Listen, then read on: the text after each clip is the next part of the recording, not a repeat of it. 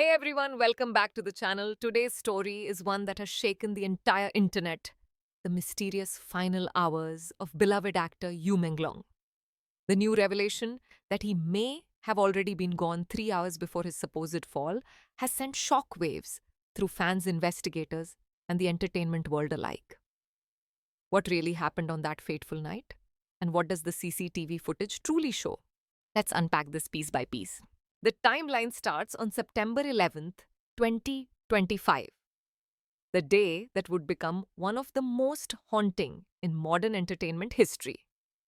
According to reports, Yu Menglong attended a private gathering at a high-end venue located in the Tenzem district.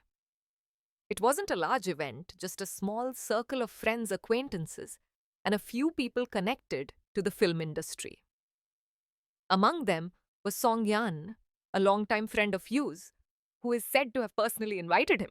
At first, the night seemed ordinary, light, drinks, quiet laughter, and conversation. Witnesses later told authorities that Yu appeared relaxed, even cheerful. But as the evening went on, his demeanor changed drastically.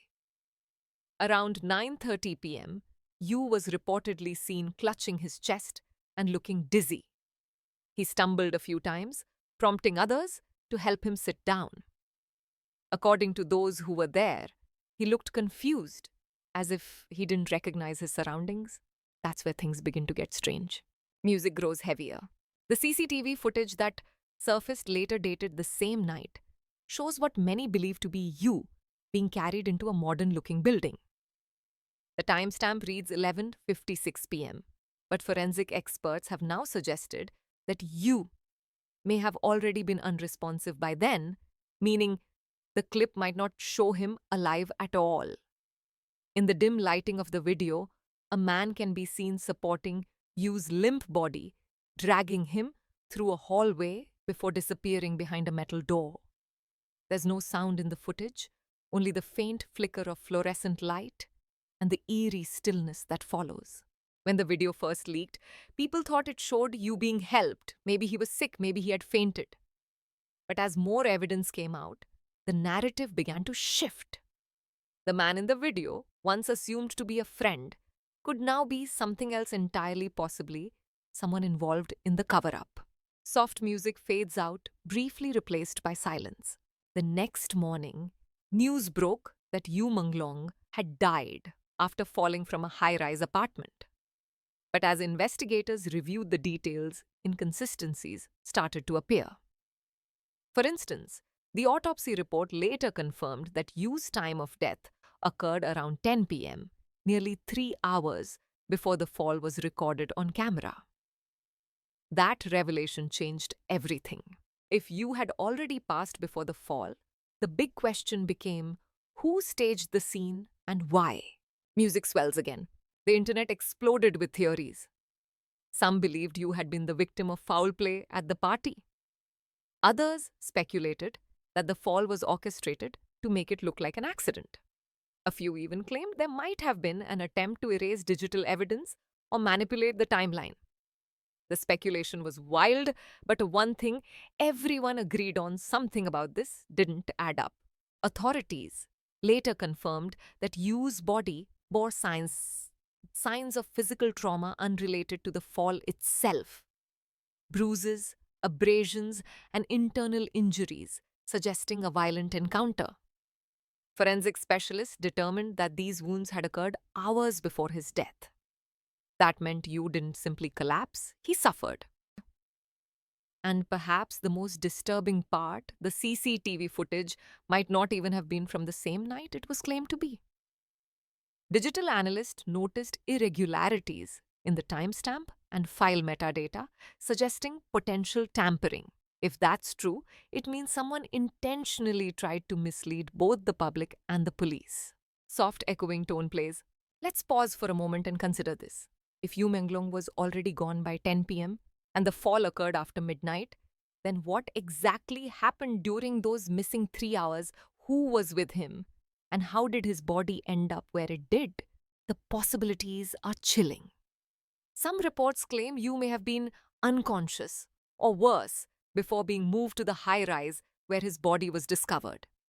Investigators have been tracing every phone call message and GPS log from that night, trying to piece together his final moments. But even now, many parts of the puzzle remain missing. Music softens into a slow, haunting melody. Meanwhile, fans around the world were left heartbroken. Many had admired Yu for his gentle nature, humility, and emotional performances. To them, this wasn't just another celebrity scandal, it was the loss of someone who had inspired millions. Online people began revisiting his final live broadcast, searching for hidden clues. And then they found it. In that last live stream, Yu appeared calm, though slightly tired. He smiled, he laughed, but at one point, very faintly, he whispered something that sent chills down viewers' spines. He said, "Help me." It was so quiet that most missed it when the video first aired. But after his death, fans rewatched it over and over. And once they heard it, they couldn't unhear it. A few seconds later, a woman's voice could be heard in the background, saying softly, "Cut the video." The stream ended abruptly.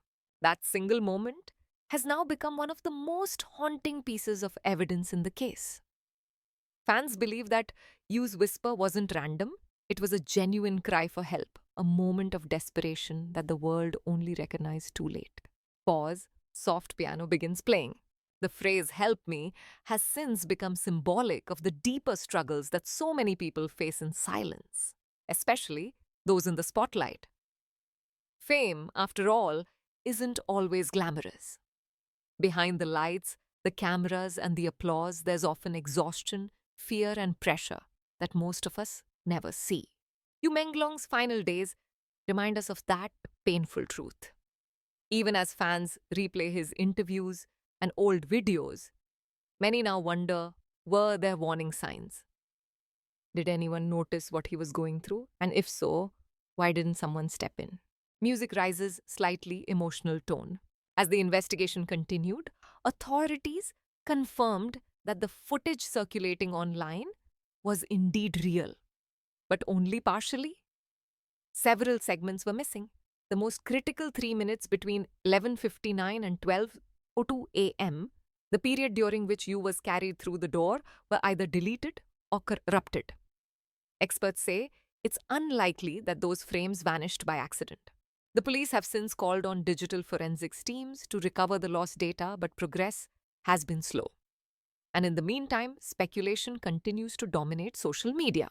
Hashtags like #justice for Yu Menglong and #3hours before the fall began trending worldwide. Fans demanded accountability from those present at the gathering, particularly those who remained silent. Some people close to Yu were questioned, including Songyan and Fan Shiqi, who both issued public denials of involvement. But public trust had already been broken. Music transitions to a reflective tone. This story has become more than a mystery. It's now a cultural moment forcing people to look inward. It's about truth, deception, and the human cost of silence. When we watch Yu Menglong's last live stream and hear those faint words, "Help me," we're not just hearing a plea from one man. We're hearing the echo of countless voices who never got the chance to be heard. For many, that realization has changed how they see the world. Soft music fades. And so as the timeline unfolds from the private gathering to the footage from the inconsistencies in the autopsy to the missing hours before the fall, one thing becomes painfully clear. Yu Menglong's story isn't over yet. This is just the beginning of uncovering what really happened that night and who may have wanted to hide the truth. When news broke that Yu Menglong might have died 3 hours before his fall, the investigation shifted into overdrive. The inconsistencies were no longer just coincidences, they were signs of deliberate manipulation. What began as a tragic accident was now being treated as a possible staged event with layers of mystery that went far deeper than anyone could have imagined. Investigators started by retracing Yu's final known movements. Through phone records, they confirmed that Yu had texted a close friend around 8:15 p.m. saying he was feeling uneasy but would finish the night early. That message would become crucial. It was his last confirmed communication before everything went dark. Music builds slightly. According to digital forensics teams, Yu's phone remained active until 9:47 p.m., after which all activity suddenly stopped. No calls, no messages, no location, pings. This meant one of two things: either the device was turned off manually or it was destroyed. Either way, someone didn't want that phone traced. Then came the CCTV footage, the clip that captivated and horrified millions. Analysts noticed something subtle but critical. The clock in the upper corner of the video didn't match the timestamps from nearby surveillance systems. The footage appeared to have been manually altered, advanced by several minutes to align with a specific narrative. Why? Perhaps to mask the real sequence of events. When authorities compared Yu's body temperature and physical state from the autopsy to the timeline, they determined his death likely occurred between 9:50 p.m. and then 10:10 p.m., nearly 3 hours before the moment he was reportedly found. This discovery stunned everyone involved. Music dips quiet pause. In the days that followed, investigators summoned several key witnesses, including Song Yan, the friend who invited Yu to the gathering, and Fan Shiki, another actor rumored to have been present. Both denied wrongdoing, claiming Yu left the event alive and that they had no idea what happened afterward. But digital records painted a more complicated picture. Messages between attendees revealed frantic communication after midnight conversations about cleaning up, staying quiet, and avoiding the press. One message retrieved from a deleted group chat read, "We can't let this ruin everyone." Another said, "No one saw anything, understand." Though these screenshots haven't been publicly verified, they're now part of the official investigation files. Soft music fades and tension rises. Meanwhile, the autopsy report revealed shocking details that deepened the mystery even further. In addition to signs of physical trauma, bruises, fractures, and abrasions, investigators found traces of sedatives in Yu's system. The compound was identified as a controlled drug used to induce drowsiness or unconsciousness. Forensic scientists determined that the dosage was far above therapeutic levels, implying intentional administration. If that's true, Yu may have been drugged, rendered helpless, long before the fall ever occurred. Fans were heartbroken and furious. Social media erupted again, with users accusing everyone connected to the event of hiding the truth. Hashtags like #justice for Yu Menglong 3 hours before the fall and #who killed Yu dominated global trends. Within hours, people were demanding arrests, full footage releases, and a transparent investigation. Music slows into somber piano. But the mystery only deepened when a new video surfaced. This one wasn't from inside the building, it was taken outside from a parking garage across the street. It showed a group of men carrying what looked like a large wrapped object into the back of a black van around 11:45 p.m. The object's size and shape immediately drew attention. Was it Yu's body? Was this how he was moved before being discovered later that night? The footage was grainy and faces were hard to identify. But viewers quickly pointed out a man wearing a distinctive silver wristwatch, the same one Fan Shiki had been photographed wearing just days earlier. Within minutes, the internet exploded again. Fans' management issued a furious response, calling the allegations baseless and malicious. But that did little to calm the storm. Each denial only seemed to fuel more suspicion. And while the public speculated wildly, law enforcement quietly continued their work collecting samples, interviewing witnesses, and reconstructing the missing timeline minute by minute. Music builds into investigative tone. Inside sources began leaking new information. One claim stood out: authorities had discovered fingerprints on Yu's clothing that didn't match anyone in his immediate circle. They belonged to an unknown male, possibly a staff member or someone hired for the event. Investigators were reportedly working to identify this person who may have been the last to handle Yu's body. As all of this unfolded, Yu's family released a heartbreaking statement. His mother, speaking through tears, said, "Our son was gentle. He trusted too easily. We just want to know the truth." Those words hit home for millions of fans. They transformed public grief into determination, a shared mission to make sure Yu's story didn't fade away. Soft, reflective music fades in. Amid all this chaos, fans began rewatching Yu's interviews and older live streams, looking for hidden signs of distress. In one of his final public appearances, he'd said something that now felt eerily prophetic. "Sometimes the world feels heavy, but we keep smiling because we have to." That line, simple and sincere, has since been quoted in thousands of tributes across social media. For many, it became a symbol of what Yu might have endured behind the scenes, the silent burden of fame pressure and perhaps fear. Journalists began questioning the culture of secrecy surrounding celebrities. The lack of mental health support, the toxic social circles, and the industry's tendency to silence victims rather than protect them. Yu Menglong's case had become more than a crime story. It had become a mirror reflecting uncomfortable truths about fame and humanity. Music deepened slightly. Meanwhile, the official investigation made a breakthrough.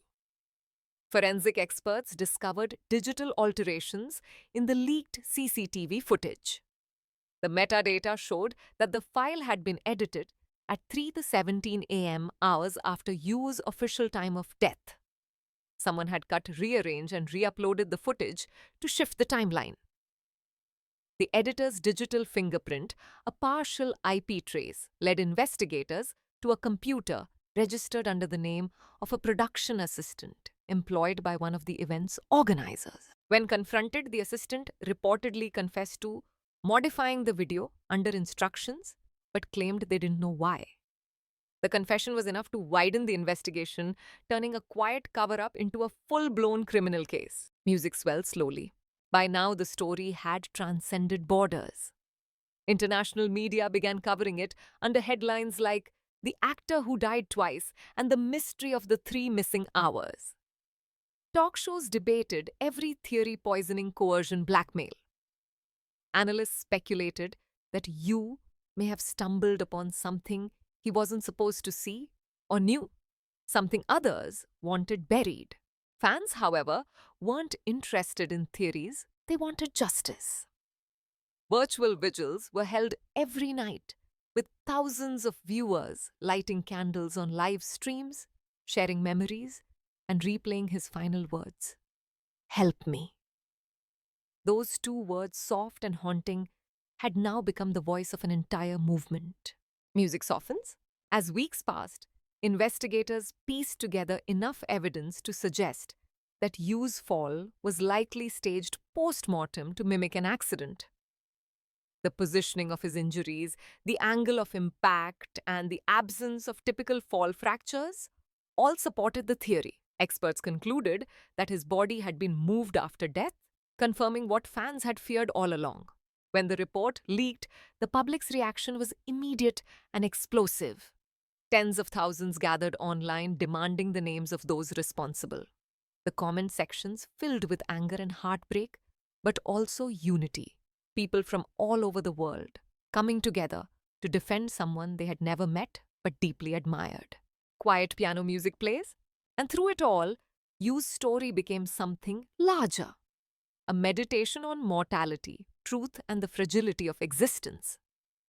He had once said in an interview, "Fame is just a light, it shines, but it can also blind." Now those words feel almost prophetic, echoing through every discussion about what happened to him. The investigation was far from over, but one thing had become certain. Yu Menglong's death was no longer just a tragedy. It was a symbol, a call for truth, and a reminder that even in silence the human spirit demands to be heard. By the time the second month of investigation began, the world had already changed. What started as a mysterious tragedy had grown into one of the most shocking revelations in modern entertainment history. Every day seemed to uncover another secret, another piece of a puzzle that no one was ready to face. And finally, in the third and most pivotal phase of the investigation, the truth began to surface. Investigators had retrieved Yu Menglong's phone data fragments of deleted messages, voice notes, and emails that painted a chilling picture of what happened before his death. For weeks, the data had been encrypted, but cybercrime experts managed to restore the files just before they were permanently lost. What they found changed everything. Music swells gently. Among the recovered files was a draft message, unsent and unfinished, written only hours before Yu's last appearance. It read, "I feel like they're watching me. Something is wrong. If anything happens, please don't believe what they say." That one sentence shook the entire investigation. It confirmed what many had suspected. Yu knew he was in danger. Shortly after, investigators discovered a voice memo that lasted only 27 seconds. In it, Yu's voice was weak, almost trembling, as he whispered, "They told me to come tonight. I don't think I should have." Then silence. Music deepens, suspenseful rhythm begins. With these files in hand, authorities finally pieced together the missing 3 hours between Yu's last known contact and the time of his supposed fall. Between 9:45 p.m. and midnight, Yu was likely unconscious inside the Tensilm building, possibly sedated as the evidence suggested. The bruises, the chemical traces, the tampered CCTV, they all pointed to a single conclusion: he didn't fall. He was moved. But the most shocking moment came when investigators confirmed that Fan Shiki's fingerprints were found on a glass recovered from the venue, the same glass that had contained the sedative compound detected in Yu's bloodstream. When questioned, Fan reportedly broke down and confessed, partially admitting that Yu had been given a mild relaxant to calm him down after an argument.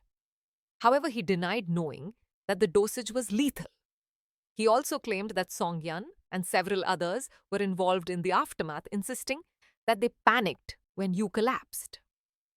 According to his testimony, Yu's body was later relocated to the apartment complex to stage an accident and avoid scandal. Music pauses briefly. Silence. Those words, "avoid scandal," sent waves of anger through the public. How could a man's life be reduced to the fear of a headline? How could the truth be buried just to protect a few reputations? Fans were devastated. Social media erupted with fury and grief. People demanded not only justice, but also systemic change. Hashtags like that "no more silence," "Ash truth for you," and "Asht end" cover-up spread across every platform, uniting people from different languages, countries, and backgrounds under a single cause. Soft violin fades in. Meanwhile, the police confirmed they had arrested 4 individuals in connection with the case, including Fan Shiki, Song Yan, and 2 event organizers suspected of tampering with digital evidence. Each faced charges ranging from obstruction of justice to manslaughter. The authorities vowed that every person responsible would be held accountable. But beyond the legal proceedings, the public conversation turned deeply philosophical. People began reflecting on the nature of truth, morality, and fame. How many others, they wondered, had suffered silently behind the glamour of celebrity life? Commentators described Yu's story as not just a crime, but a mirror held up to society itself, exposing how power and image can distort the value of a human life. Music softens, tone reflective. In the months that followed, Yu Menglong's final words, "Help me," became a cultural symbol. Those 2 words were printed on protest signs, tattooed on fans' arms, and echoed in countless tributes.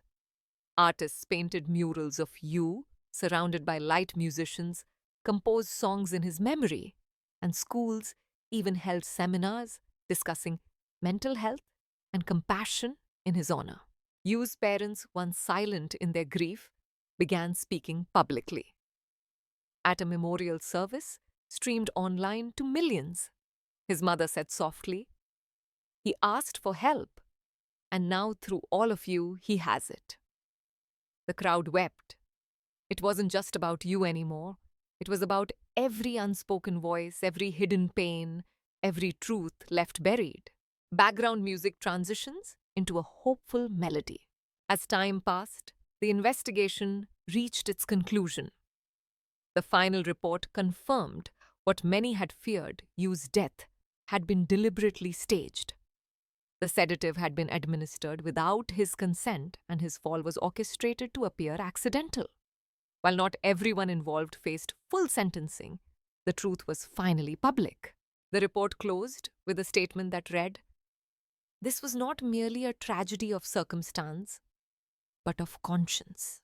Those words resonated deeply.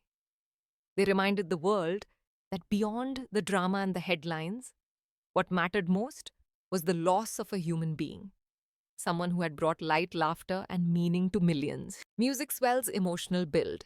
In the aftermath, Yu's story sparked a wave of reform in the entertainment industry. New safety regulations were introduced, contracts began, including clauses about psychological welfare, and several production houses implemented anonymous reporting systems for abuse and coercion. His death, as devastating as it was, had inspired lasting change, and still years later, people continue to ask themselves, could we have done more? Could someone have listened sooner? It's a haunting question, one that lingers in every mind that has followed his story. Soft, slow piano returns. Yu Menglong's legacy now lives not only in his art, but in the message his story left behind, that the pursuit of truth is never too late, and that even the quietest voice can ignite a revolution. He reminded us that existence is fragile, that consciousness is fleeting, but that empathy, the simple act of caring, can bridge the gap between life and loss. In the end, Yu's story isn't just about death, but awakening. It's about the courage to face darkness, the strength to seek truth, and the humanity to remember that every soul deserves to be seen, heard, and understood. Music rises to emotional climax, and perhaps somewhere beyond the noise of the world, his spirit has found peace, knowing that his final plea, "Help me," was not in vain, because the world did listen, and it will never forget, and it will never forget, and it will never forget, and it will never forget.